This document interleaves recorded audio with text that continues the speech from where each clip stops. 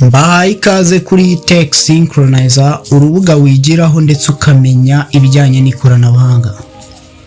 Uyu munsi nufata telefone yawe ukajya muri settings, ukamanuka hasi cyane, ukajya handitse about phone, uraza gusanga harimo ijambo Android version. Ishobora kuba ari Oreo, Nougat, Marshmallow, Lollipop cyangwa n'izindi. Ibyo byose byatangiye kera cyane nko mu mwaka w'ibihumbi 2004. Ariko se ubundi byagenda gute tubaye tudafite Android nka system muri telefone yacu? Cyane ko uyu munsi ariyo system ikoreshwa cyane ku rwego mpuzamahanga. Telefone nshyashya na telefone zishaje inyinshi uzazisangamo Android. Kuko ukibona iyi system muri telefone yawe ntiwahita utekereza uko byagenda ubaye udafite Android. Uyu munsi miliyari zikaba 2.5 z'ibikoresho zikoresha Android. Iki ni gihamya cy'uko Android ari ikoreshwa cyane mu masysteme yose ari ku isoko. Ariko se Android ni iki? Kandi kuki ariyo ya mbere ikoreshwa cyane?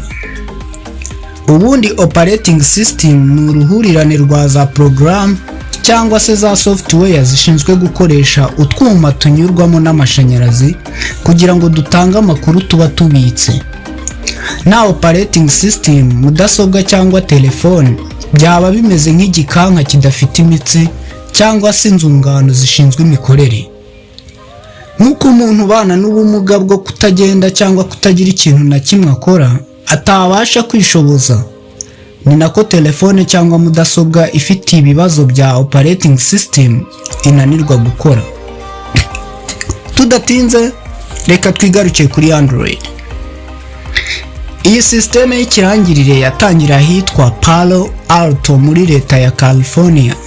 Itangizwa n'abagabo bane: Rich Miner, Sears, Chris White na Andy Rubin. Iki gihe hari mu mwaka w'ibihumbi 2003 mu kwezi kwa cumi. Iki gihe smartphone ntabwo zari zakabaye imvugo ya rubanda. Bateganyaga gukorera iyi system amakamera kugirango bajye babasha kubika amafoto kuri murandasi badakeneye imigozi. Gusa bagize igitekerezo cyo kuba bakoresha iyi system no mu matelefone. Iki gihe iOS operating system ikorerwa muri Apple yari itarabaho. Nyuma ho gato mu mwaka wa 2005 Android yaje kugurwa na Google.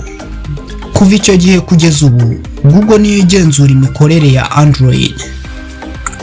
Nubwo Android yatangijwe kare yari itarakora version n'imwe ku mugaragaro. Version ya mbere ya Android ifite umubare wa 1.0 yamuritswe mu kwa 9 ku itariki ya 23 mu mwaka wa 2008. Iyi system yari igizwe na Google Services nka Gmail, Google Photos, Google Calendar, Google Play Store n'izindi. Ibi byose byasuzumirwaga kuri telefone yitwaga HTC Dream, nka telefone ya mbere yashyizwemo Android. Android yakomeje kugenda ivugururwa iva kuri 1.0 igeza kuri 1.6, hanyuma 2.0 kugeza kuri 2.3. Irakomeza kugeza ubwo uyu munsi dufite Android ya 11. Nguko uko version za Android zagiye zihinduka mu mazina. Gusa ntabwo turavuga izo basuzumiragaho kuko ziriya zagiye zikorwa zitaremezwa neza. Urugero nababwira nko kuzo basuzumiragaho ni nka Android ya 11 ubitarasohoka ngo ijye muri telefone ariko yamaze gukorwa. 1.5 izwi nka Cupcake ikaba yarasohotse muri 2009. Hanyuma muri 2009 nabwo hasohoka 1.6 yitwaga Donut. 2.0 kugeza kuri 2.1 izwi nka Eclair yasohotse nyuma gato ya Donut. 2.2 yaje kwitwa Floyer yasohotse nyuma y'amezi 4 Eclair isohotse. 2.3 yitwaga Gingerbread, iyi nayo yasohotse muri 2010. Hakaza 3.0 kugeza kuri 3.2 iyi yitwa Honeycomb yasohotse muri 2011.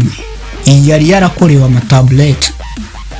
Nyuma gato muri uwo mwaka n'ubundi Android yasohoye indi version. Aha Android yari itangiye gukundwa n'abatari bake. Hasohotse ice cream sandwich yari ifite version ya 4.0. Kuva 2012 ugeza 2013 Android yari iri kuvugururwamo Jelly Bean yagombaga kuva kuri 4.1 igeza kuri 4.3. N'uyu munsi telefone nyinshi za kera zirimo iyi system. Ku musozo w'umwaka wa 2013 Android yazanye KitKat yari ifite 4.4 kugeza kuri 4.4. 2014 umwaka Google yakoreyemo akazi gahambaye. Ubu nibwo yasohoye Android Lollipop yari ifite version ya 5.0 na 5.1. Uyu munsi na telefone utunze ishobora kuba irimo iyi system. Iyi system yari yo ya mbere izanye umutekano w'akataraboneka n'umucyo mu mikoreshereze. Nyuma muri 2015 Android yahinduwemo Android 6 yitwa Marshmallow. Iyi ndemeza ntashidikanya ko telefone nyinshi ziri mu Rwanda zirimo iyi system. Nyuma gato hafi ya twese twagejejweho Android 7 na Android 7.1.1 ukuvuga 7.0 na 7.1. Izwi ku izina rya Nougat. Yashyizwe muri device bwa mbere muri 2016. 2017 noneho ikoranabuhanga ririmakazwa cyane mu mikoreshereze y'amatelefone. Hasohoka Android Oreo ifite 8.0 n'8.1. Izari system nini cyane bituma Google iyikoramo indi version iciriritse izajya ijya mu matelefone adafite ingufu, izwi ku izina rya Android 8.0 na Android 8.1 Oreo Go Edition. Tekino nyinshi zirimo iyi Go Edition. 2018 hasohoka Android Pie ifite kode y'9.0. Iyi nayo yakorewe Go Edition.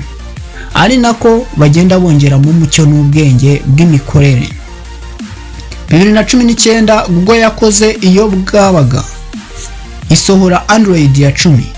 Biracyari nshya kandi ntago wapfa kuyibona muri telefone yari yo yose. None muri 2020 telefone zirimo Samsung Galaxy S10, S11, Note 10, Huawei P30 Pro, OnePlus 8 n'izindi zihenze zahawe Android 11 ngo isuzumwe. N'ubu ntabwo iremezwa kuko iracyari mu igeragezo. Uretse kuba Android ariyo OS ikoreshwa cyane, nayo system yorohereza abantu mu gutumanaho, guhahana amakuru no kwivugururira igikoresho. Iyo system iroroshye cyane mu kuyikoresha kuko umutekano wayo udakanganye cyane mu bijyanye no kumodifyinga cyangwa se guhindura imikorere y'amafile.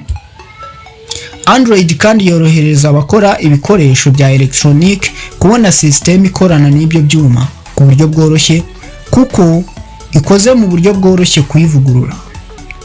Uretse Android hari izindi operating system nyinshi cyane, gusa hafi ya zose zikoresherezwa hejuru ya Android. Urugero Chameleon OS ya Infinix, XOS ya Tecno, MUI ya Huawei, One UI ya Samsung cyangwa se TouchWiz. Usibye iOS yo muri Apple, Symbian ya BlackBerry na Windows yo muri Microsoft nizo system zitari muri ya Android.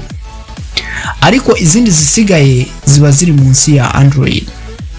Niyo mpamvu iyo telefone irimo iraka hazamo ngo powered by Android. Mu minsi izaza tuzarebera hamwe bimwe mu bigize Android ndetse tumenye aho itandukaniye n'izindi operating system. Reka mbashimire kuba mukurikirana Tech Synchronizer. Uwa ifite igitekerezo, inyunganizi cyangwa ikibazo wambariza kuri izi mbuga nkoranyambaga cyangwa se ukandika hasi muri comment. Wibuke gukanda subscribe, like, unasangiza abandi ubu bumenyi.